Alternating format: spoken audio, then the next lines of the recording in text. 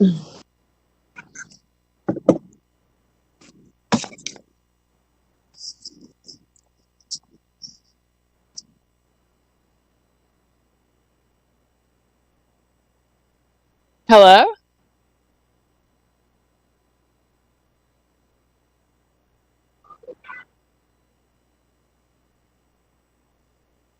Yeah, I don't know why we don't have video yet, but we still don't.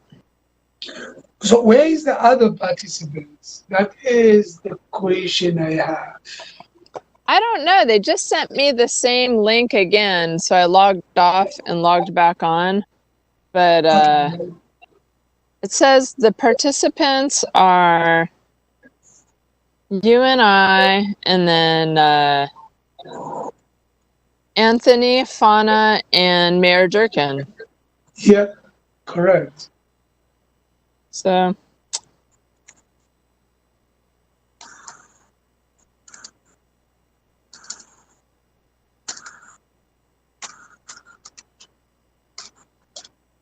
I don't know.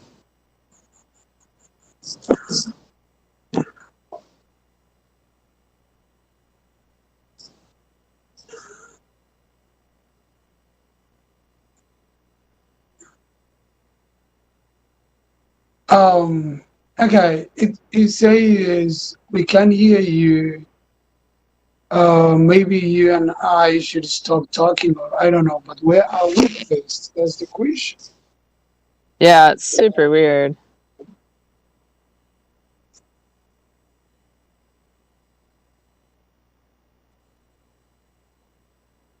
Okay, he texted me.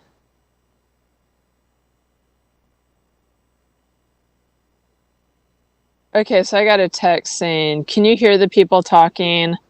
No, no one. I have to go back maybe and log in. The meeting hasn't started yet. And then it says, "Anthony thinks it'll work once we go live.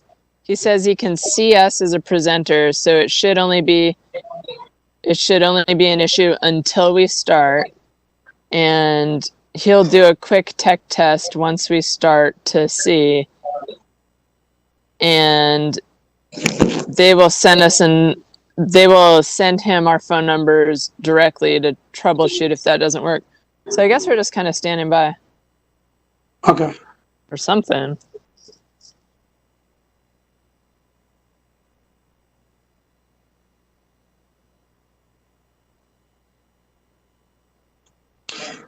Can we log out and log in again, maybe? Do you I think did it will that. happen? I Or let logged me out and go. logged back in, but it didn't change anything. Okay. Oops.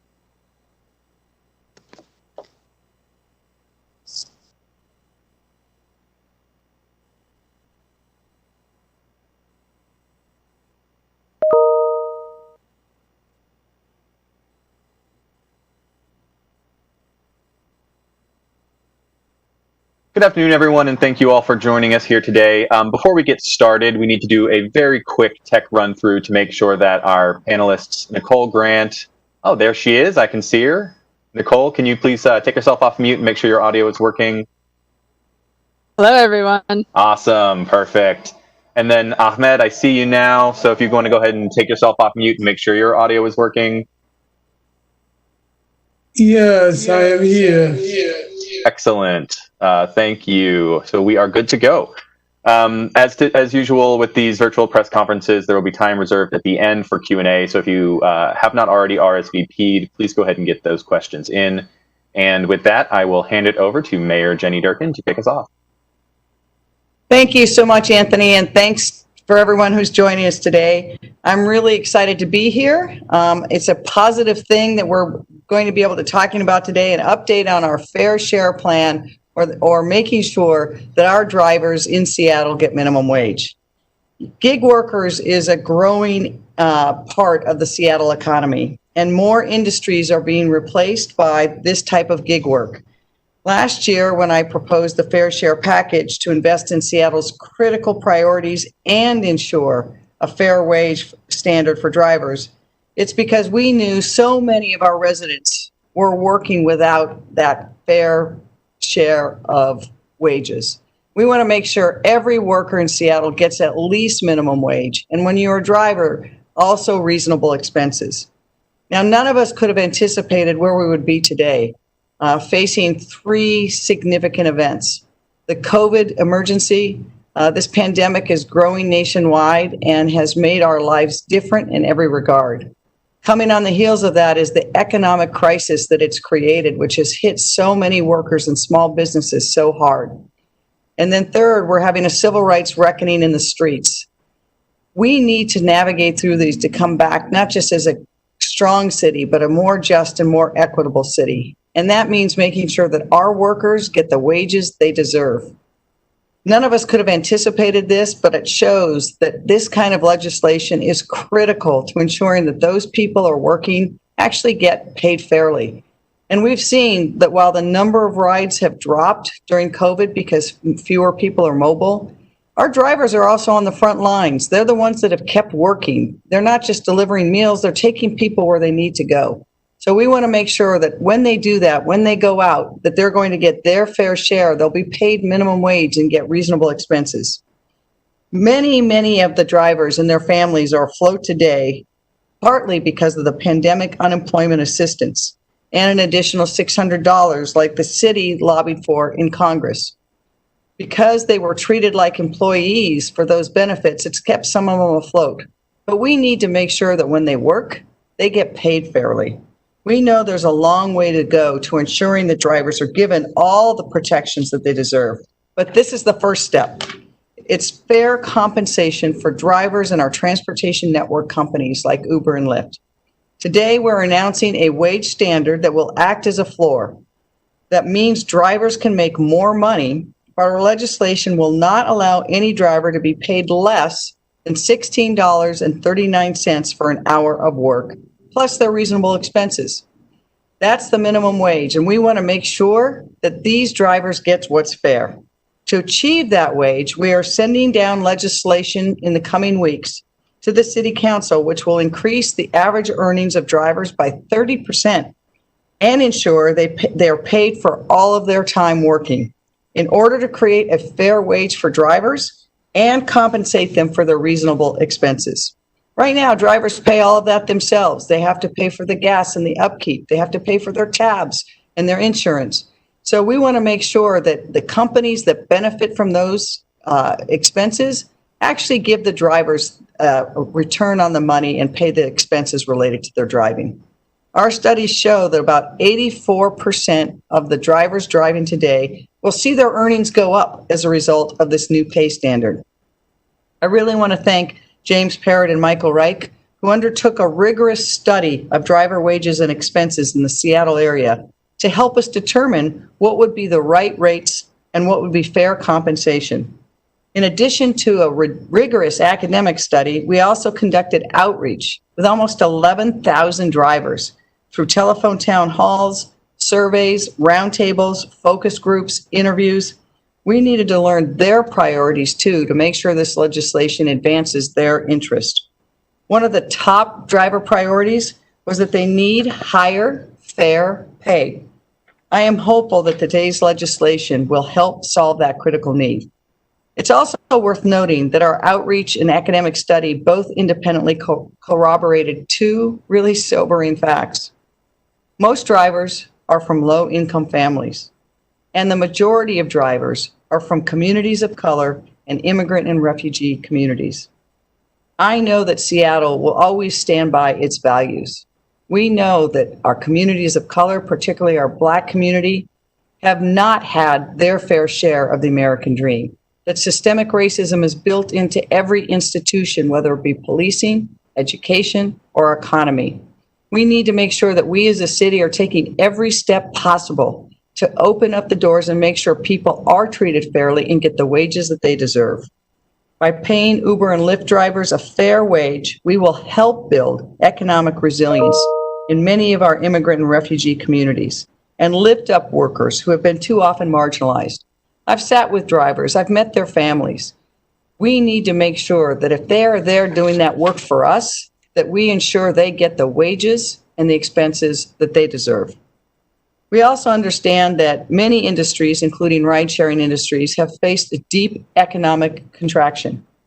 As we rebuild our economy and the city in the wake of COVID-19, we got to build back better and more just and more equitable. And one way we do that is to make sure drivers get a fair wage and reasonable expenses.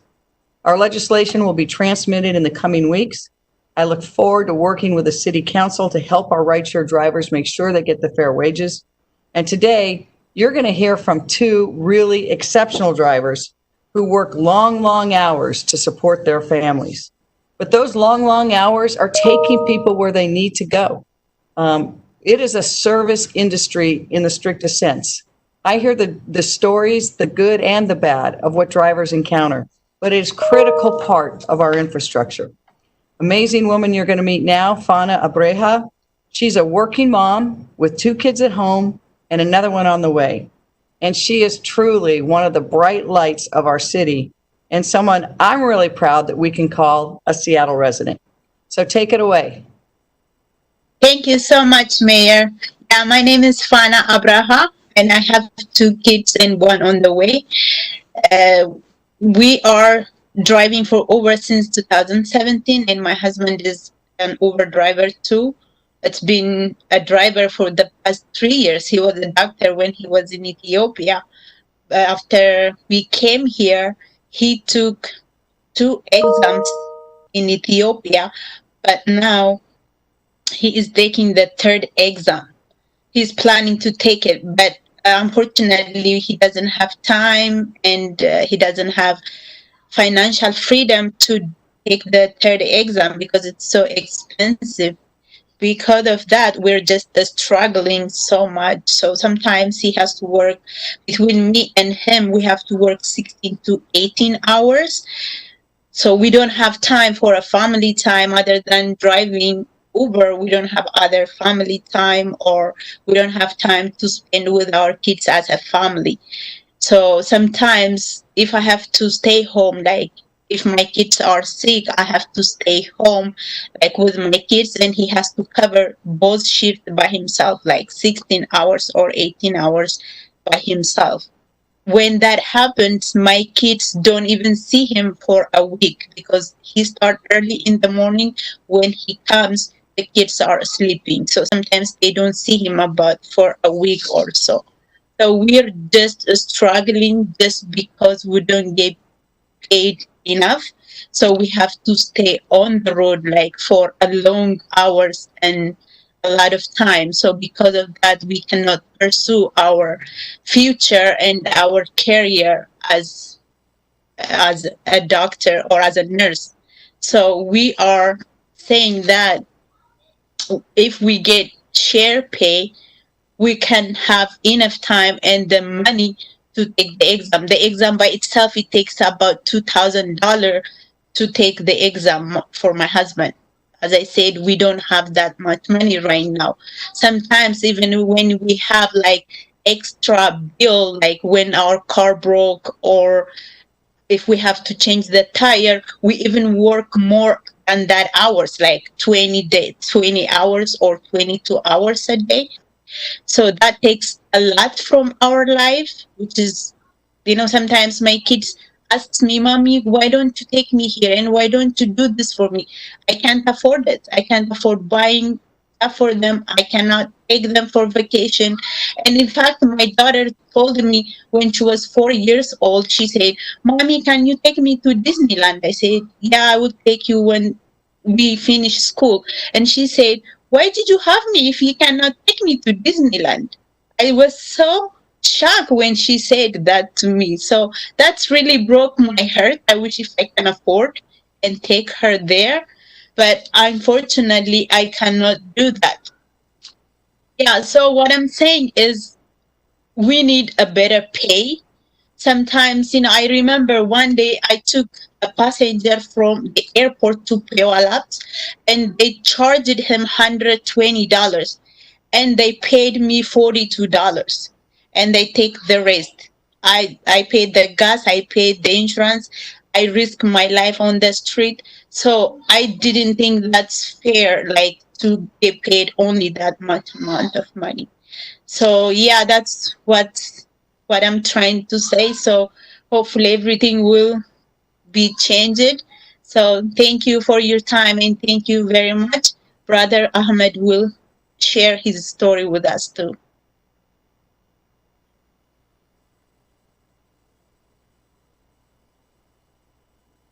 Thank you very much, Fana.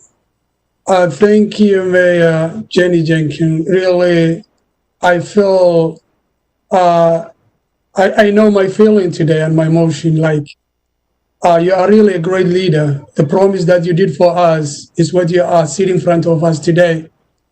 And thank you very much. I am a man, a father who has a kids, teenage boys living, I have a closed door, another family who has also in a teenage.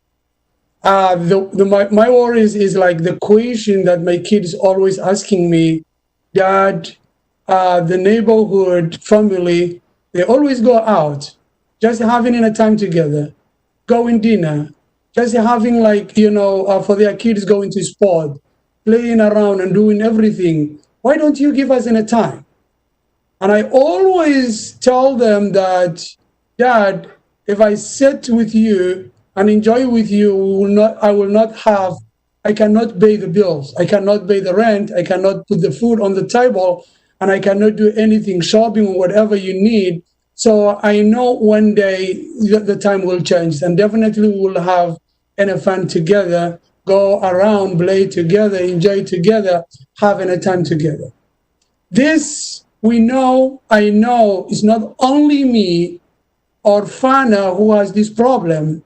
It's the ridership drivers who most of them depending to this job really having the same issue we have, and they cannot get any chance to enjoy with their families anytime. 7 days a week, 12 hours I drive on the road. You know how hard it is sitting 12 hours in the car and driving, delivering people and food and everything, making a service of the community, but you cannot deserve what you are looking for.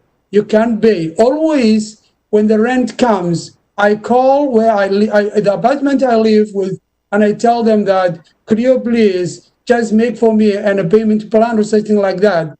The reason why the time I started for Uber until today, I just realized every single morning, action required from the app and says if you don't say accept, you cannot sign in. And that gives me lowering always my income, going down and down and down every single time until I see that they are profiting a lot of money and I am only just I can't even survive and pay the bill of my family. We really need a fare for the the pay. We really need the fare for everything about the ridership companies. The study came out saying like $9.18 are drivers working. That is really truth, if it is not even lower than that. And we need a fare like the leader like you just to stand for us and give us like a life that we deserve to get. We are really human. We like our community. We want just to deliver whatever job we have and go everywhere that our job takes us, whether it's 12 hours or whatever it is, but we need to save our families and feed them and give them what they need. We cannot work like the way we are doing forever lifetime. Definitely one day we will get retired and we don't have anything.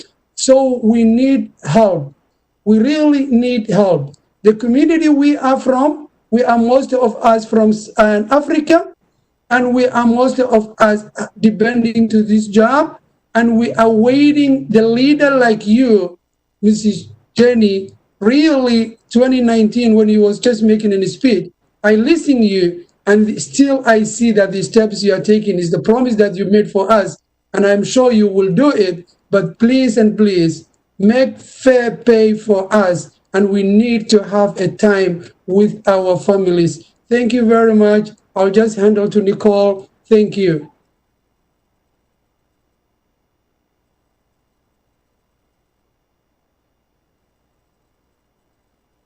Thank you, Ahmed.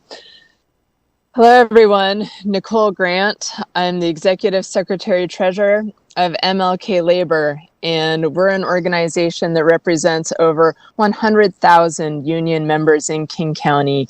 And here to say thank you and to show our support for fair share and for this fair wage standard for drivers at Uber and Lyft.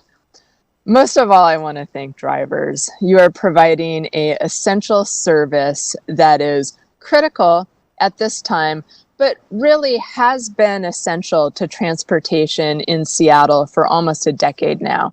People love it, and without you, there would be no Uber and there would be no Lyft. I also want to thank our Mayor Jenny Durkan for being a tireless leader on this policy. You have been with us since the beginning on this very important labor policy, and I am immensely grateful to you for your leadership. And to all the people who have been a part of the coalition. This is a very popular law that's being introduced that's supported by a coalition of over 65 community organizations, including groups like the Transit Riders Union, Transportation Choices Coalition, and HDC, which represents the interests of low-income housing. The reason that so many believe in this work is because it's right and it's natural. It is right that a person who works hard in service in Seattle should have a wage that they can live on and that they can support their family on. This law does that. This is also a law that is going to create equity at a time when it is demanded fiercely. Black Lives Matter. And I think people are aware of the racial and gender pay gaps in our city. What that means is that Black men and especially Black women get paid less than their white counterparts. And for Black women, many make just 54 cents on the dollar. And this disparity, this gap, is not an accident. This happens because of real techniques and choices that businesses make to save money. And the only way to get this right is to make a point of changing it with laws like this. And so I'm very proud to be able to support something that will help close the gender and racial pay gaps in our city. To wrap it up, I just want to say that this is what we do in Seattle. We find solutions. We make things fair. This is the city that pioneered the $15 an hour minimum wage. This is the city that created a wage theft ordinance to make sure that things are fair and people always get paid for the hours that they work. And this is the city that started paid family leave, some of the best in the country, so that people that are having a baby or parenting can get by during that time. Seattle has always shown the country and the world how it's done, and this is another chance for us to do that with the fair share policy that will give a good wage to Uber and Lyft drivers. Thank you very much, Nicole. This is now the Q&A portion of today's press conference, and I would like to invite members of our press to use the hand-raised feature. I have not received any RSVPs for questions up to this point, so I'm going to open it up to the floor for any of members of our press who would like to ask a question.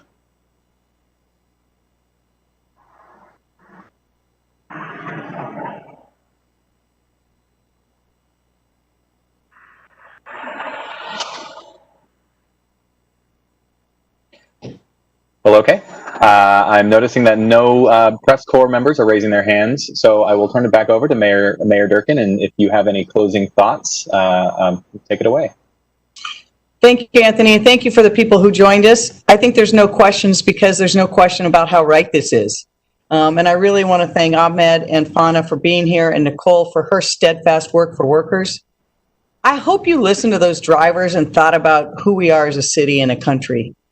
That parents could work those kinds of hours and not have enough money to support themselves, their family, and their rent is just wrong. If you work a full-time job, if you work those kind of hours, you should be able to have time off with your families, for yourself. Your family members should be able to sit for exams to become a doctor in this country if they had the training in another country. And we know that the bills we've passed to date that Nicole talked about, family medical leave, $15 an hour, those apply to employees. And so many companies now benefit from the work of people who are not considered employees that we got to step in as government to make sure they get treated right and get treated fairly also.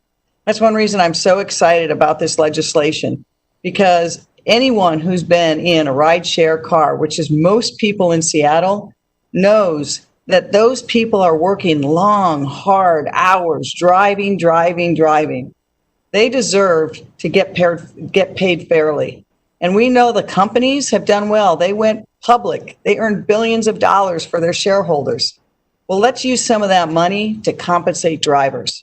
I think we can do that. We'll be transmitting this legislation, and hopefully we will see that the drivers you've heard from today and the people they know, they'll work the long hours, but they'll still be able to pay their rent, have time for their family, and even take their kids to Disneyland. So have a great day, everybody. And thank you so much, Fana Ahmed, for the work you do and for being here today. Thank you, Mayor. Thank you so much. That concludes today's press conference. Thank you very much.